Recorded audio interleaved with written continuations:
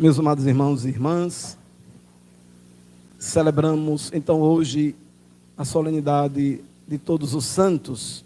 Solenidade essa que pelo calendário litúrgico da igreja é dia 1º de novembro, antecedendo o dia de finados, justamente para nos recordar essa conexão entre morte e vida eterna. Todos nós, filhos de Deus, nascemos com um destino já pensado por Deus, que é a vida eterna. Deus não quer que nenhum dos seus filhos se perca, a não ser o filho da perdição, como diz a palavra, o Satanás, que por livre vontade optou em não fazer a vontade de Deus e, portanto, preferiu o seu caminho. Mas a vontade do Pai, que todos nós, seus filhos e filhas, vivamos em comunhão com Ele, já aqui na terra, na experiência de fé cristã e um dia também na eternidade. Mas nós podemos refletir a solenidade de hoje partindo de uma primeira constatação, que é um dado de fé fundamental para todos nós cristãos. Deus é amor, somente Deus é santo. Então, não existe nenhum ser tão santo quanto Deus. Ele é santo por excelência, e aquilo de santidade que chega até nós e aos santos da nossa devoção popular são realidades que Deus concedeu para que pudesse participar uma mínima parte daquela que é a grandeza da santidade de Deus. Deus é amor e porque nos ama, quer todos nós em comunhão com Ele, quer partilhar esta santidade dEle para todos os seus filhos, para que sejamos verdadeiramente filhos em comunhão uns com os outros e também com Ele. Então, Deus, somente Ele é santo. Nenhum outro ser vivente atinge aquela santidade de Deus, já que Ele é fonte e princípio da santidade. Mas também nós podemos dizer que alguns santos são santos. A gente viu no texto hoje do Apocalipse de São João, quando João, nesta visão maravilhosa, que ele observa de um anjo que subia do lado de onde nasce o sol, trazia a marca do Deus vivo, e gritava em alta voz aos 4 anjos que tinham recebido o poder de danificar a terra e o mar, dizendo-lhes: não façais mal à terra, nem às árvores, até que tenhamos marcado na fronte os servos de nosso Deus. E aí então ouvi o número daqueles que tinham sido marcados. O número é 144 mil de todas as tribos dos filhos de Israel. Esse número 144 mil é um número simbólico para dizer uma grande multidão incontável. E então, os santos, tantos santos e tantas santas que ao longo da história do cristianismo, verdadeiramente deram sua vida pela fé, testemunhando a fé nos lugares mais difíceis e nas situações mais pesadas. Eu achei bonito esse texto quando, a um certo momento, João questiona. Um dos anciões falou comigo assim, perguntou: quem são esses vestidos com as roupas brancas? De onde vieram? Eu respondi: tu é que sabes, meu Senhor.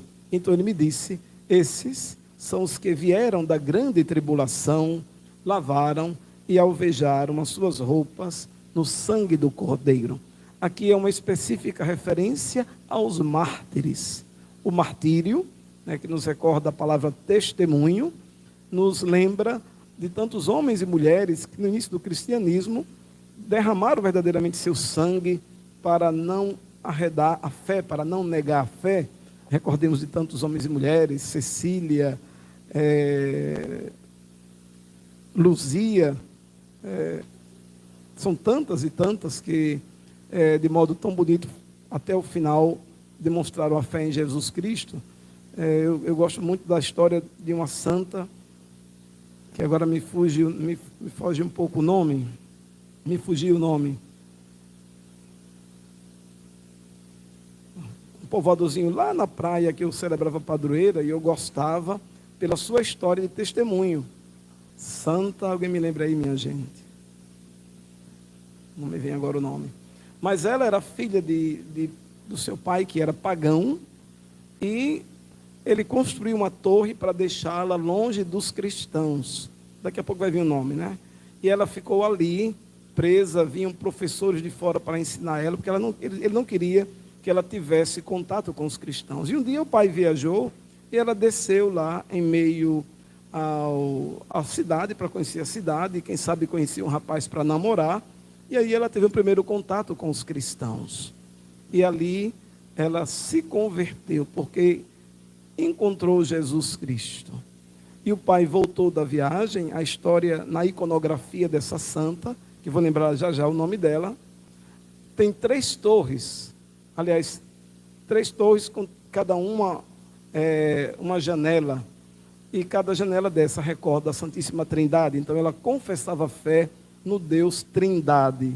Se alguém souber pode dizer o nome, mas eu vou dizer como é que ela se apresenta. Ela apresenta-se com o cálice, né, do sacrifício eucarístico, e a espada Santa Bárbara.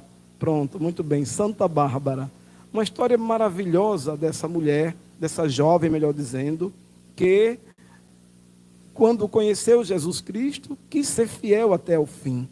E o pai, quando retornou da viagem, quando soube que ela se converteu ao cristianismo, aceitou a fé em Jesus Cristo, denunciou ela ao imperador para que ela fosse sacrificada, fosse martirizada, e ela não negou a fé em Jesus Cristo. Inclusive a história conta que o próprio pai, depois dela ter sofrido muitas humilhações na rua, em público, apanhou muito, tendo seus seios também decepados, depois no final ela foi decapitada, e o seu próprio pai soltou a lâmina que deveria cortar-lhe o pescoço.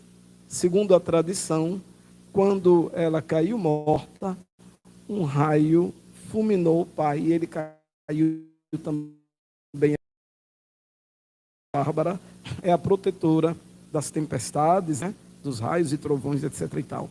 Conto assim um exemplo para recordar esses muitos milhares e milhares de homens e mulheres que derramaram seu sangue como sacrifício para testemunhar a fé em Jesus Cristo. Mas também tantos outros homens e mulheres que ao longo da história do cristianismo foram fiéis a Jesus Cristo, servindo o Evangelho, servindo o irmão, de modo especial os mais carentes. Recordemos São Francisco de Assis, Santo Afonso, tantos outros. Esses santos são para nós ainda hoje modelo de vida, nos inspira como devemos viver, e também a sua intercessão junto de Jesus. São intercessores realmente credíveis. Eu até quero abrir um parêntese para aqui diferenciar o que é intercessão e o que é mediação, que às vezes tem alguém que confunde.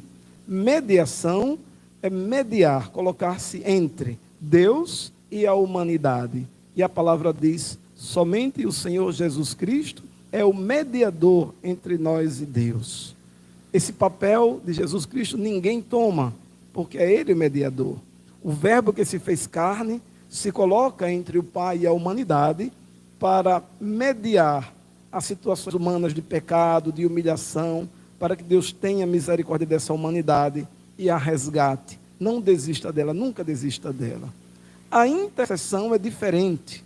A intercessão é algo que cabe à Virgem Maria, mãe de Jesus, por excelência, mas também aos santos e a todos nós.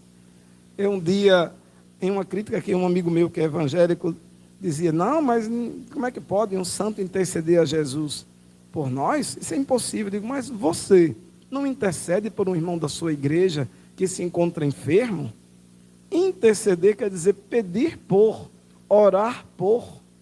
Então todos os santos podem sim, né? Se nós que somos pecadores, estamos aqui nessa terra, entre pecado e santidade, comendo feijão e arroz todo dia, a gente pode interceder uns pelos outros, quanto mais os santos, que na vida foram homens e mulheres de vida evangélica, de doação ao Senhor, e portanto estão sim na glória de Deus, intercedendo por nós junto a Jesus.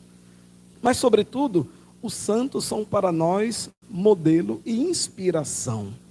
Inspiração para uma vida mais voltada ao irmão, inspiração de uma vida com mais temor de Deus, com mais respeito às coisas sagradas, com devoção à palavra de Deus, que é para nós fonte de vida.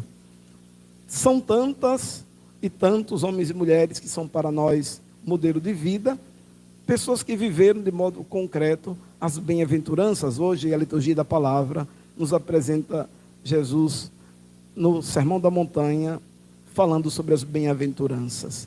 E essas bem-aventuranças nos ajudam, muitas vezes, a dominar aqueles que são os impulsos nossos. Por exemplo, bem-aventurados os pobres em espírito, porque deles é o reino dos céus. Essa bem-aventurança nos ajuda a moderar o nosso ímpeto de arrogância, né? Mesmo tendo talentos, dons, que nós nos coloquemos a serviço do próximo, no silêncio do nosso coração, na humildade da nossa vida.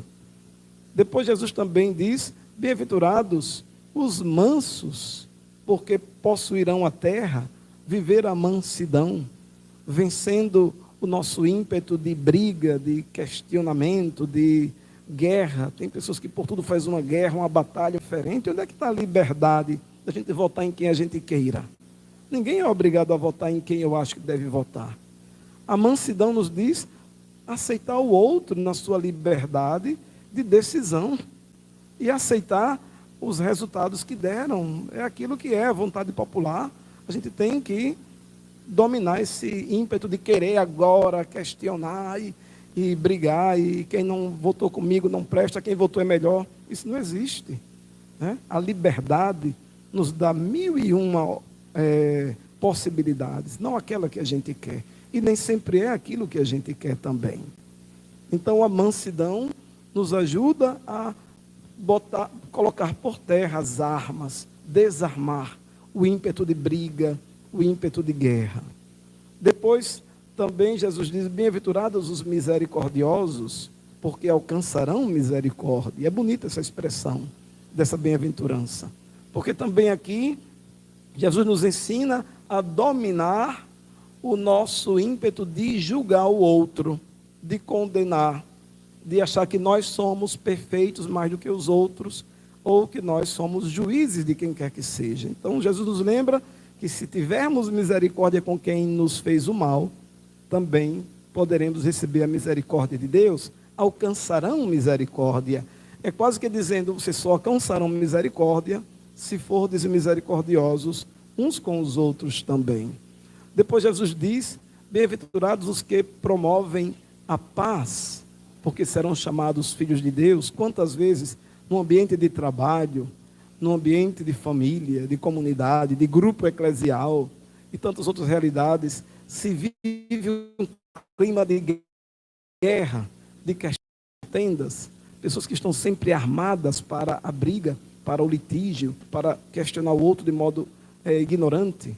E então Jesus diz, olha, aquele que busca semear a paz onde ele está, ele é um bem-aventurado. Ele vai construir aquele que é o reino de Deus, partindo do seu ambiente onde ele vive, promovendo a paz entre as pessoas, alimentando a concórdia, desarmando as discórdias, para que o amor de Deus reine ali.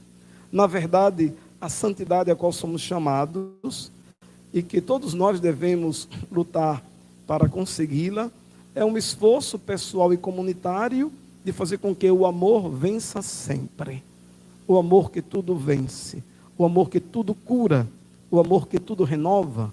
Quando nos predispomos o coração, a nossa vida, para ser essa expressão do amor de Deus para as pessoas, deixando-nos dominar pelo amor de Deus que nos conduz à santidade, dando ao outro aquilo que a gente tem no nosso coração, que é amor, nós estamos também trabalhando nos nossos vícios, nas nossas manias, dominando os nossos vícios para poder fazer com que as virtudes sempre vençam em nossas vidas e, consequentemente, caminhemos sempre mais em direção à santidade.